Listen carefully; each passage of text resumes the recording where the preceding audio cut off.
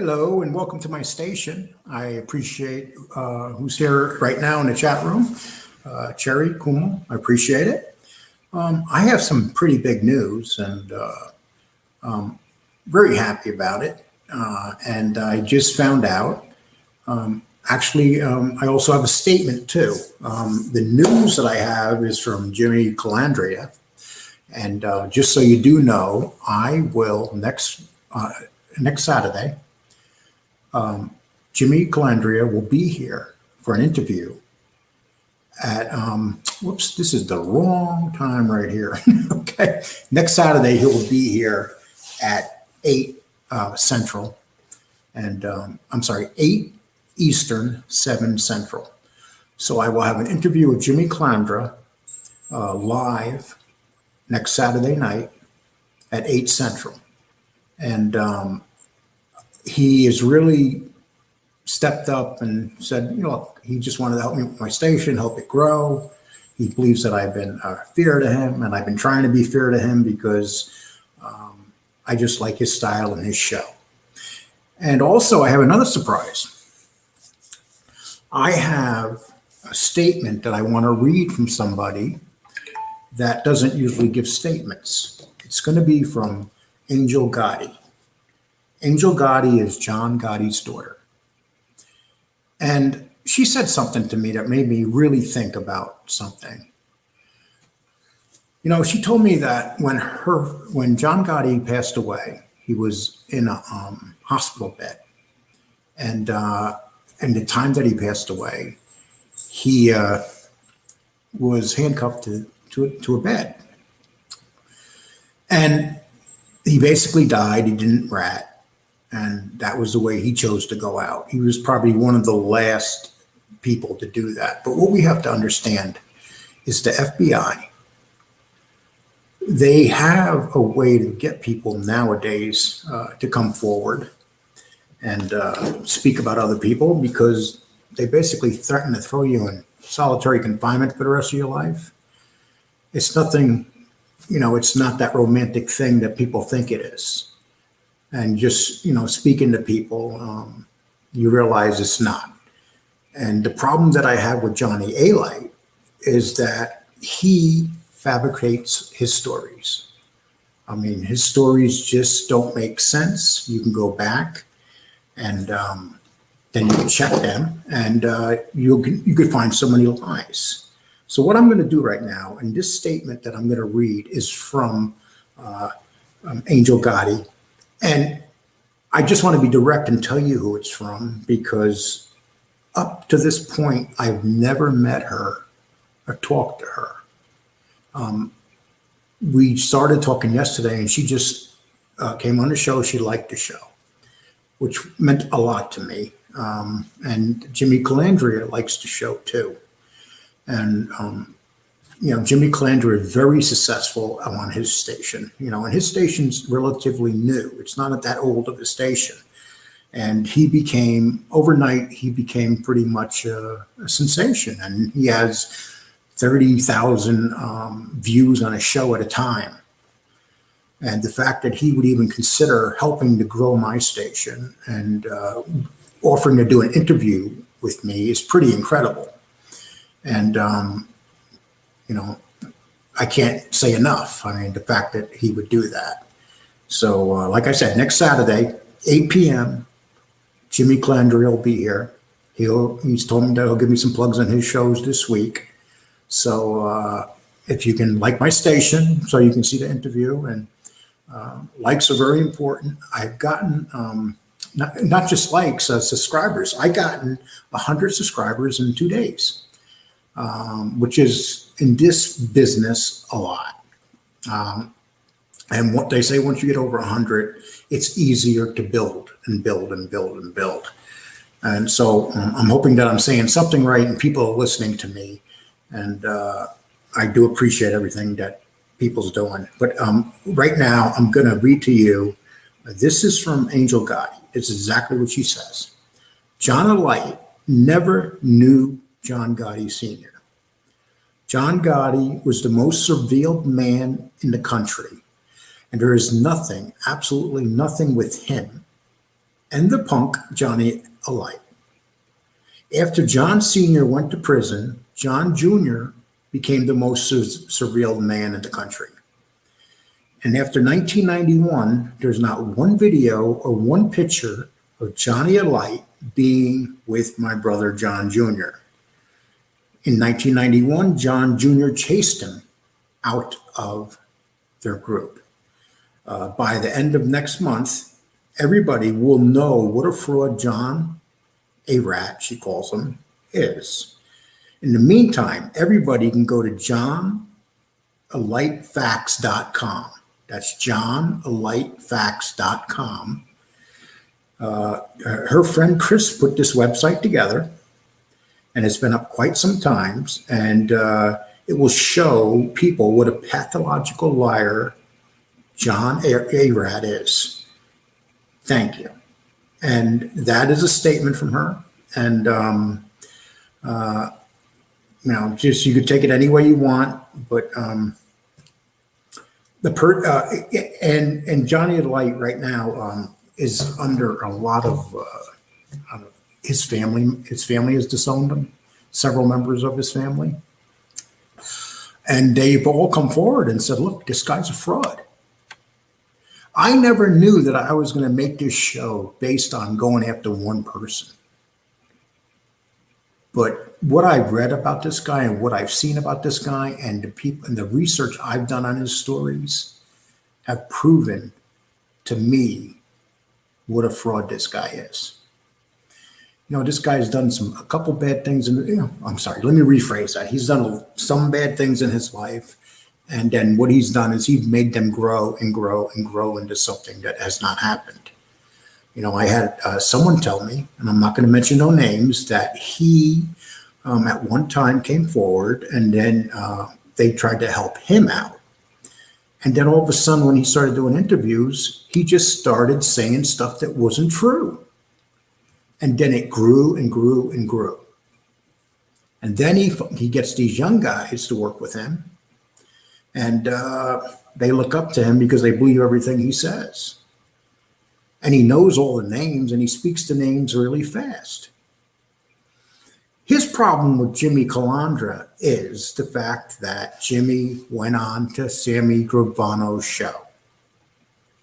And whether you like Sammy Gravano or not, and people know how I feel about Sammy Gravano is the real deal. He was a gangster. He was a made man. And Sammy Gravano had Jimmy Calandra on his show. You have never seen Johnny Alite on his show. Johnny Alite made a comment recently that Sammy better have this done on his show or this done on his show. That's not something that you do. I mean, you're not going to accomplish nothing like that by threatening Sammy Gravano. It's like I said, I don't agree with anything about Sammy Gravano. But the fact of the matter is with Sammy Gravano, he did have Jimmy Calandra on. So that kind of legitimized Jimmy Calandra. And then I've come across all these pictures of Johnny Alite in the same pictures with Jimmy Calandra. Not just one, several pictures. So he's talking about how Jimmy Calandra isn't anybody to him. Jimmy Calandra's a nothing. But the fact of the matter is, if he's a nothing and you don't know him, why are you in all these pictures of him? Why are you smiling in the pictures? It's like you're not being sincere when you talk about Jimmy Calandra. And listen, I'm not holding water for Jimmy Calandra, okay? But from what I know, he's been very fair with me. I came out on the very first show and attacked him pretty hard. He didn't dislike me. We had a conversation about the incident with where the woman was killed during a holdup. And he sincerely says that every day he thinks about it and if he could turn the clock back. But you know what he says that really makes me understand where he's coming from? He says that every day he wakes up with the two kids in his life, he feels like he's been given a second chance. And you can tell the sincerity when someone says something like that. Johnny Alite doesn't say that. Johnny Alite says, go to my website, buy my baseball bats. I used to beat people up with my baseball bats, so you really should go get my baseball bats. And to me, that right there just tells me that he hasn't really become the person that he claims to be. And now we also he's been challenged in a fight, in a cage fight by Jimmy Calandra. He wanted to box, but Jimmy is too smart for that, I guess. And he says, I will fight you in a cage. And then people come forward and says that he's had a heart attack or he had a heart operation. I've seen him on a couple of shows since that time and he hasn't mentioned it. So I don't even know if that's true. When you're dealing with a liar, someone that comes forward and continuously lies, you don't know what to believe. And to get in the area, into Gene, and I spoke to Angel Gotti about the claim that Gene Gotti got beat up at the orders of Johnny Alite in jail.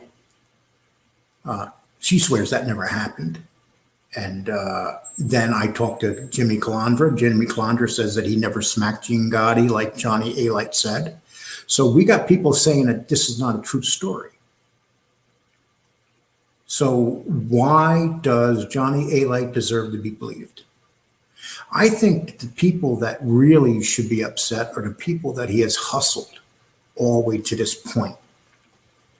If anybody just goes checks on Johnny Alite, just go to johnnyalitefacts.com. If anybody checks that, they will see the list of lie after lie after lie after lie. And if he knew John Gotti, and this is senior, he was there were pictures taken of him, everything.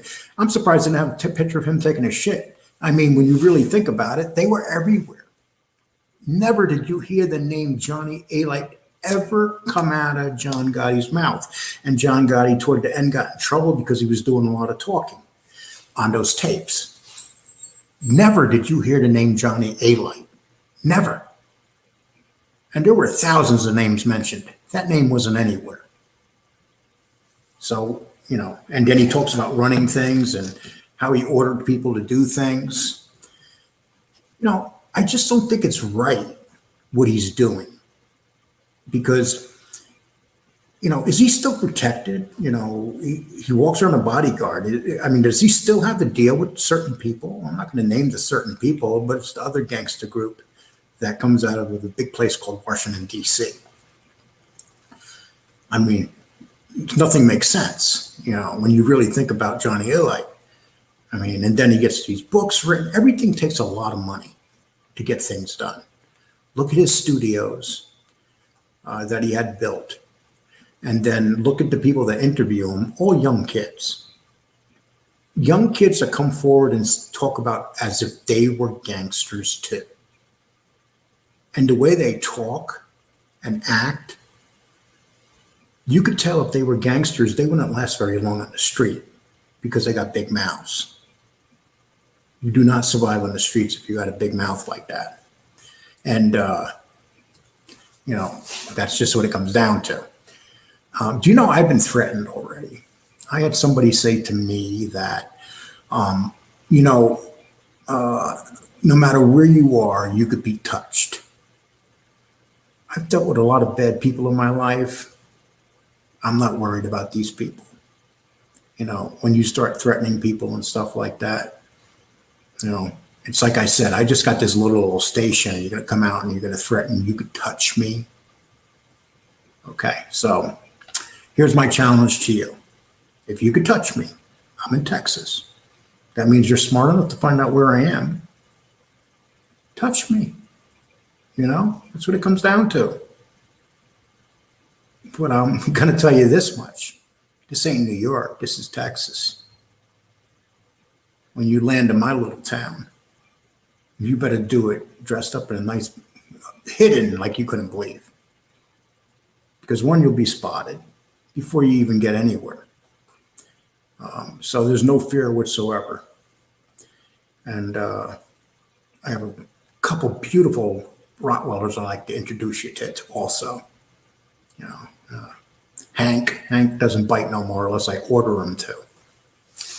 So I just want to let you know that. And I appreciate everything. And what I'm going to do right now is talk to you about what I'm planning on doing in my show. First of all, I wasn't planning on doing a video every day, but what I've been doing is I've been putting out these videos and getting so many hits on them, surprised the hell out of me. So what I'm trying to do is there's certain policies with YouTube.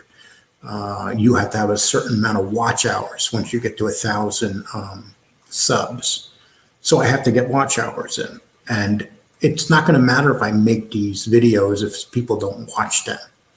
And people have been watching them, and my average watch time is 20 minutes. And the fact that I have 20 minutes watch time is pretty impressive. I'm very shocked that people find me interested and like to listen for 20 minutes. Okay, so what I want to talk to you about, back in 1979, 80, and 81, I went to Boston. When I was in Boston, what I did at that time, I was working in Times Square. I saved up my money and I went to the Port Authority and said, I didn't even know where I was going to go. So I said, okay, I've seen a bus going to Boston. So I took it to Boston. I've never been to Boston before. Here I am. I'm an 18-year-old kid. I'm on my way to Boston. And then I get to Boston. And I decided to stay at the YMCA in Cambridge. And so I stay there. And then, I have a pocket full of money. But when you're young, you think $1,000 is a lot of money. And you figure it's going to last you for a while. But it's not. Then my money started getting low. And I said, I need a job. So I went down and started looking for a job. At that time, we're talking 79, 80. The economy was horrible. This was Jimmy Carter, at the end of his term, and it was very hard to find a regular job. So then I was walking down into Combat Zone, and the Combat Zone back then had a lot of bars. The bars with dancing girls, and they had a lot of peep shows. So I seen a sign that said "Help Wanted" on this place. It was being built. It was called the Boston Bunnies. And it was going to be a topless bar. And so I decided, I went inside and I met this guy and I said, hey, look, can you use somebody to work here? I had no idea what the job was going to be. None whatsoever. So he told me I had to go across the street and speak to the guy that ran that area. And at this time, I had no idea who I was going to speak to. So I went across. There was two brothers, Louie and Teddy Venus. And they ran the Combat Zone back in 79 and back in 1980 and 81 when I was there. So I went up and spoke to Teddy Venus. And Teddy Venus took a liking to me right away. And he said to me, okay, come back tomorrow and you can work. So my first job, here I am, an 18-year-old kid, full of raging hormones. And so he says to me, okay, kid, come back tomorrow. And he was a gangster. If you looked at my YouTube clip for this show, the picture of him on the front of it, that's Teddy Venus. And Teddy Venus was pure gangster. And so he took me under his belt. And I remember the first time I went back to work with him, he sent me over to have a suit fitted. And I've never had a suit fitted in my life. And so I went and got the suit. They measured me out and stuff. And then he sent me over to the Boston Bunnies. And he said to me, your job is going to be to get the girls on and off stage. So imagine that. I'm an 18-year-old kid. The day before, I'm walking around, no job whatsoever. And here I am the next day working at the Boston Bunnies, putting women on stage and taking them off stage. And then after that, these shifts were 12-hour shifts. And, and then my job was just to work with the girls, put them on, and decide there was a certain way, because there was a certain type of girls that you put up at certain times. When rush hour happened, you put the prettiest girls on stage. That's just the way it is. And that's just the way it was back in those days. But I'm going to do, part of my videos are going to be about my time, those 3 years, or 2.5 years that I spent in the combat zone. Because they're very, very interesting stories. I've seen a lot of things. Corruption. I got to the point where I would go up to Teddy's office and he would give me a bag full of money, a paper bag full of money, and say, Lee, go down to 2 o'clock in the morning. And the cops would just drive right up. And I would literally go to the window of the cop car and hand them the bag of money. And they would drive off. This was every night. And there was so much money flowing into that area. And that these cops were so corrupt. They all knew Teddy by his name and stuff. And there's many stories with Teddy. And I'll give you an example. There was one time I was with Teddy in his car. He drove this station wagon. He didn't drive anything fancy. He drove just a regular station wagon. And I remember we're driving down the street and we get to the corner and all these street hookers run up and start like we're there for them. And then the minute they looked in the car and they seen it was Teddy, their faces turned white. And they were like, we're sorry, Teddy. We didn't know it was you. We didn't know it was you. And he didn't say anything and they just ran away. And, I met a couple times Whitey Bulger. I didn't talk to him because I was told not to talk to him, because I was told if you talk to him, you never know what kind of mood he was in, and he would kill people for the hell of it over the simplest thing. And he would come in with his group of guys to the Boston Bunnies, or he would go across the street to a place called the Sixes, or, there were a lot of places, the Pilgrim Theater there was, and he would go to those places. But he was so feared that the mafia people that I worked for feared him. But I remember Teddy Venus's brother telling me, stay away from him, don't talk to him, don't get into conversations with him, because he's nuts and he'll take something you're saying the wrong way. And he's done it before where he's just beat people up or had, I believe his main man was Kevin Weeks. He had that gentleman beat them up. And he was so feared, even though he was down in the combat zone, and even though that was a mafiosa area, he is still,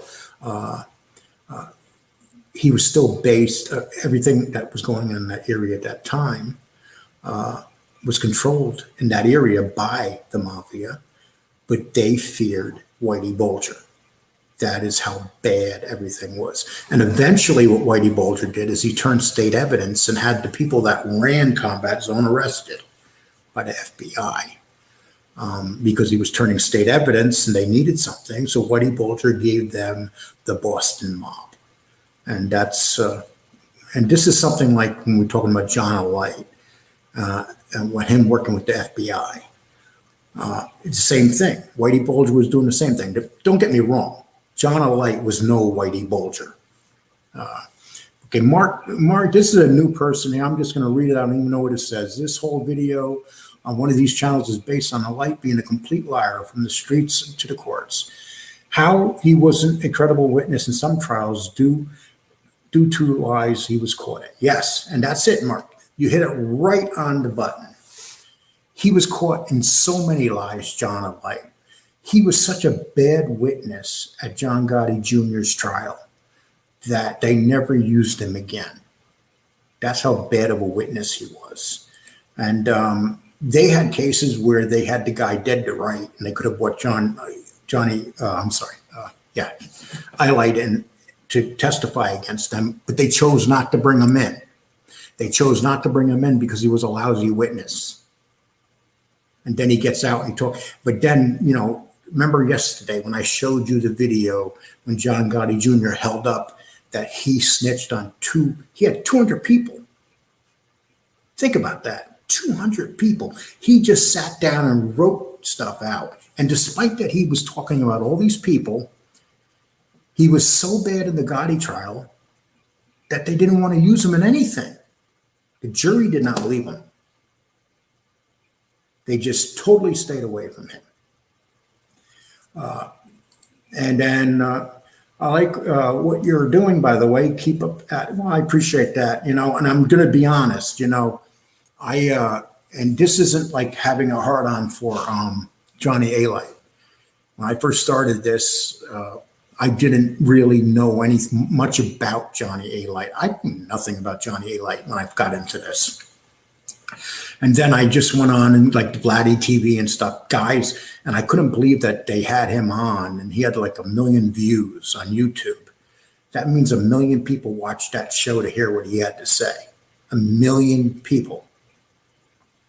So there's a lot of people, in this country, we believe things automatically just because they are on the news or someone's saying them. Before we believe things, we should research these things. And Alex Cora, let's see, how many times are you going to rank about this because you're getting views? People know you now. Try something else. So, and you know what? I'm going to put everything up. Alex, if you're going to have a station, you're taught one thing, talk about what is getting you views. Why would I have a station where I'm not getting views? I would like to build up my station. Despite getting views, let me ask you one thing, Alex. Am I doing what I'm saying about Johnny Alite a lie? And I haven't been just talking about Johnny Alite. I told you about what the station is going to be about. I told you I'm going to talk about what happened in the time that I worked also up in the combat zone. So it sounds like to me, Alex, that maybe you're a friend of Johnny Alite or something.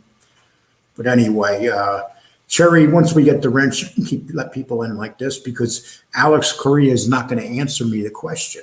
What am I saying that's not right about Johnny Alite? If you could tell me something that I said is wrong, I will stop talking about him. But I don't think he can.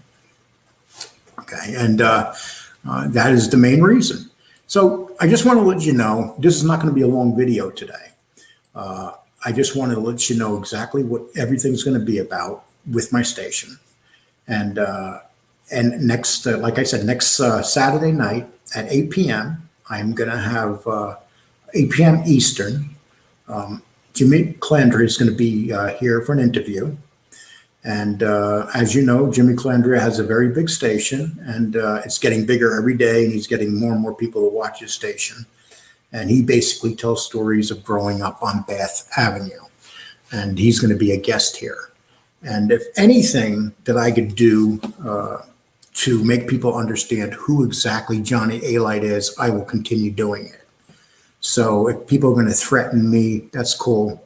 I'm not going to listen to them. I've been threatened by a lot better and a lot bigger and people with a lot more money. If anybody wants to go on my station and look at previous videos to understand what I mean, especially the videos I've done in the last, say, year. And Cherry, thank you very much for being here. And Krumel, I appreciate it. Like always, you guys are regular people that seem to always be here. Okay, and so that's going to be it for today. And like I said, I didn't want to make this video too long. I wanted to keep it short. And just tell you what, so please, I'll have a show out probably in a day or two. And the next show that I have out is going to be about some stories coming from the combat zone up in Boston. But right now, I'm going to just say goodbye and thanks to everybody. And Cherry Krumel, thank you for taking care of the room for me. And thank everybody else for showing up. And please like my show and please hit the bell so you'll know when I'm coming on. And yes, Alex Cora, I see you're not here no more. I don't mind likes and I don't mind subs because that's why we do this. The key is, are we lying when we do this? And like I said, if you could prove to me that I'm lying, let me know and I'll stop talking about that. Okay, everybody else, take care. Thank you.